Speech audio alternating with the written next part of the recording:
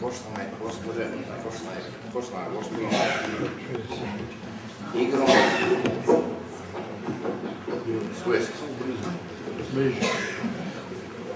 igrom slučaja, ako uopće u povijesti ima slučaja, dogodilo se da u roku od 2 dana, ali u različito vrijeme, su se dogodila 2 važna događaja. Najprije je, evo jučer smo proslavili 3. obljetnicu postojanja kosovske države, dakle stvaranja albanske države, a eto danas već govorimo o povodu 80. godišnjice ubistva Milana Šuflja. Dakle, nekako se poklopilo ta 2 događaja koje na neki simboličan način govore da su problemi Albanaca i Hrvata nekako povezani.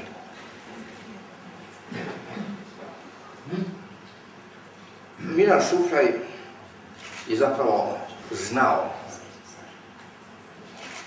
da su sudbine hrvatskog i albanskog naroda isprepletene i međusobno povezane. Posebice u okviru Jugoslavenske državne zajednice, pa se stoga moramo i danas zapitati nije li se Šufljaj odlučio upravo zato što je bio svjestan te činjenice proučiti povijest albanskog naroda. Naime, u to vrijeme mi nemamo albanologa. Tu i tamo po koji članak je izašao u novinama, časopisima, ali pravog albanologa mi nismo imali do njega. Činjenica da se on počeo baviti albanskom problematikom u predvečerje stvaranja albanske države. To nije nikako slučajno. On je htio pokazati zapadnim silama koji su krojili granice kako su je njima odgovarali, da albanski narod ima pravo na svoju državu, da ima pravo na svoje granice, na svoju kulturu.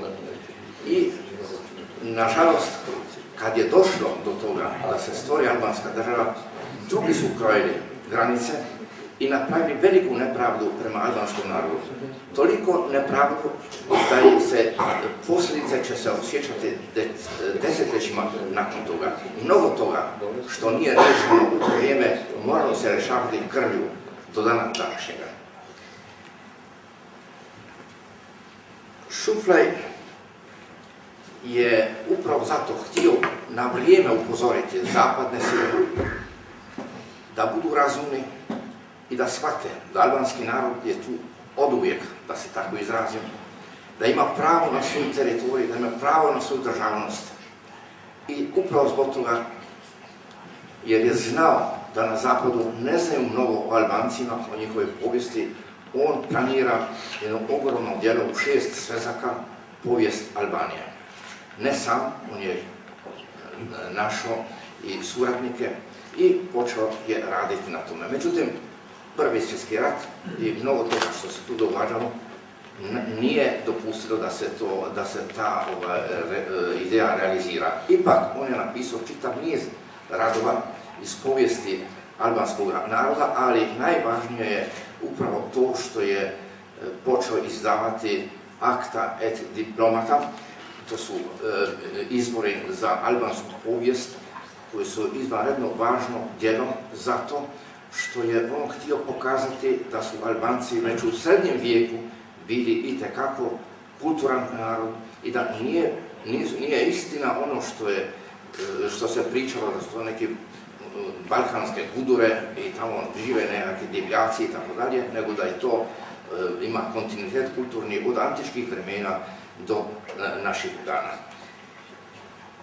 Spomenut ću samo u tim Acta et Diplomata jedan detalj koji je jako zanimljiv.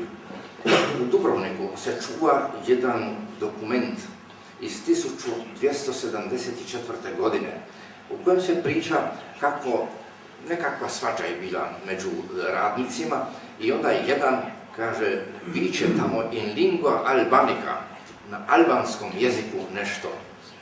To je prvi spomen albanskog jezika uopće. To je Šufljaj publicirao, ali Šufljaj publicirao još nešto. Jedan biskup Ade početkom 14. stoljeća putuje uz Jadran, ide u Svetu zemlju i nakon toga opisuje sve što je vidio. I ima jedna vrlo zanimljiva stvar koja također jako mnogo govori o Albancima i o kulturi Albanaca u srednjem vijeku već. On tvrdi ovo, da Albanci govore jedan svoj jezik kojega ja ne razumijem, kaže, ali svoje knjige pišu na latinici. To je prvi spomen, a iz tog vremena nemamo nikakve knjige, ali ne možemo ne vjerovati čovjeku koji je tamo bio i koji tvrdi da Albanci pišu svoje knjige na albanskom jeziku. Evo, Šuplaj je taj dokument, taj putopis tog biskupa publicirao. Publicirao on i mnogo drugih stvari, tako da je on i dan danas vrlo zaslužan, jer to što je on napravio, to je ostalo kao trajna baština albanologije. Nažalost, sve se to nije svidjelo ovima u Beogradu. Oni su cijelo vrijeme dokazali da su Albanci neki primitivni narod tamo koji ne zaslužuje ni da živi tamo, a kamoli da se smatra evropskim narodom. I oni su zapravo tada sa velikim podozrenjem čitali ovo što Šuplaj piše. Jer to demantira sve one njihove ideje da se tu radi o jednom narodu koji nema pravo na svoju državnost, na svoju kulturu, na svoj jezik i tako dalje. Međutim, dogodilo se nesreća, a to je stvaranje kraljevine Srba, Hrvata i Srba. To je jedna od najtragičnijih epizoda u povijesti hrvatskog naroda. Veliko je pitanje da li su Hrvati u tom trenutku mogli nešto drugo napraviti, to je već pitanje historičara, ali je činjenica da je to bila, danas kad gledamo na to, jedna velika tragedija. I tada počela je tragedija i Hrvata, ali i Albanaca. I sad ću samo spomenuti jednu zanimljivost. Kad je srpska monarhistička klika u Beogradu mislila da je učvrstila svoj položaj u toj državi, onda je krenula džonom i na Hrvate i na Albance. Pa se dogodilo to da je 1929. ubijen kukavički iz zasjede u selu Zjum na Kosovu učeni Franjevac Štefan Džečov, sjajni znanstvenik koji je evropsku slavu zaslužio kao skupljač i izdavač zbirke albanskog običajnog prava, zakonik Leke Dukadžina, prevedeno inače i na hrvatski jezik, i na njemački, i na talijanski, pa je postao član Bečke akademije i postao član Talijanske akademije, zahvaljujući tom dijelu. I on je smetao Srbima. I ubili su ga, kažem, na kukavički način, dok se kao župnik u selu Zum vratio u svoju župu, dočekali ga i ubili. Ali to je tek bio početak. Samo godinu dana, dakle 28. godine, godinu dana ranije, u Narodnoj skupštini u Beogradu radikal Puniša Račić puca na poslanike HSS-a, Pavla Radića, Đuro Besaričeka, koji su ubijeni na mjestu, i teško ranio šefa, vođu HSS-a Stjepana Radića. On je ubrzo nakon toga umro. 1932. Ubijen, naime nije ubijen, ali je teško ranjen književnik Milan Budak, Mile Budak. A godinu dana prije toga, 1931. godine, ubijen je Šuplaj. To su samo neka imena. Na stotine i stotine drugih po cijeloj Hrvatskoj su ubijali po selima to je zeleni kadar i tako dalje. To su užasne stvari koje smo oni napravili. Ono što je neshvatljivo bilo i u ono vrijeme, a i danas, kako su oni zamišljali stvoriti državu u kojoj će takav mir vladati, ako su oni ubijali vođe hrvatskog i albanskog naroda. To samo pokazuje jedno, da u to vrijeme u Beogradu vladaju ljudi koji su jednostavno nisu razumili se ni u politiku, ni u diplomaciju, ni u bilo šta.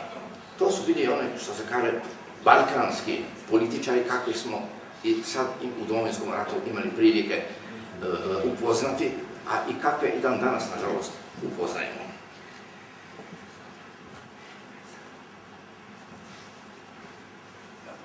Šuflaj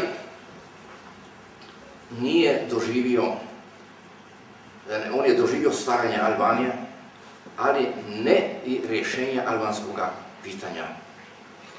Nije doživio stvaranje Hrvatske države. Ali on slutio, on je znao da Hrvatskoj nema mjesta u državi u kojoj vlada kralj Aleksandar, jedan inače neobrazovani Balkanac, koji je ne samo neobrazovan, nego je bio i neinteligentan i dopustite da kažem budalast. Pogledajte samo njegovu sliku. On je slika jednog budalastog čovjeka. Nikad nije postao pametan.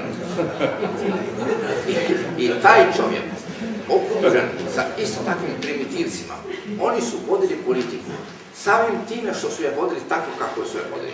Oni su bacili sjeme propasti te države. I zaista, prvi vjetar koji je došao u Prvom svjetskom ratu, odmah je ta država propala i to ne zato što su Njemci, ne znam ko još, napali Jugoslaviju, nego zato što se jugoslavenska vojska sastavljena od ko zna kakvih elemenata, naprosto nije se htjela boriti za tu državu. I ona je u 6 dana, upravo katastrofalna činjenica, u 6 dana naprosto se raspala. Poslije, kad je stvorena nova komunistička Jugoslavija, Srbi su mislili sad došlo vrijeme da nastave politiku koju je neslavno započeo kralj Aleksandar.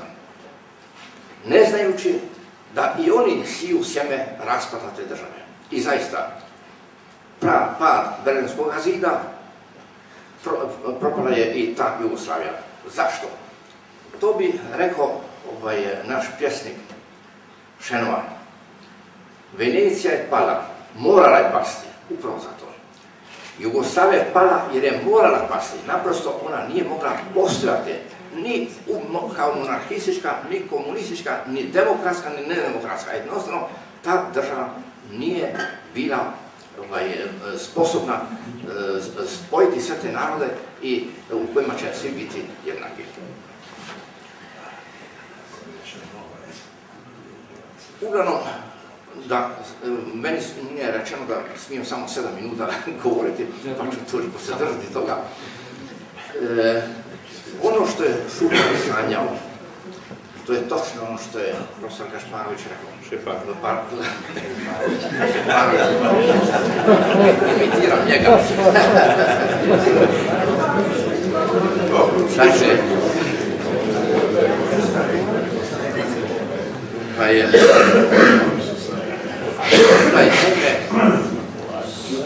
Šuflaj je znao da Hrvatima nije mjesto u Jugoslaviji, u bilo kakvom Jugoslaviji. Jednostavno, to je nezamislivo, s obzirom na cijelu hrvatsku povijest, na ono što je Hrvatska dala od renesansa na ovamo velike ljude europskog formata.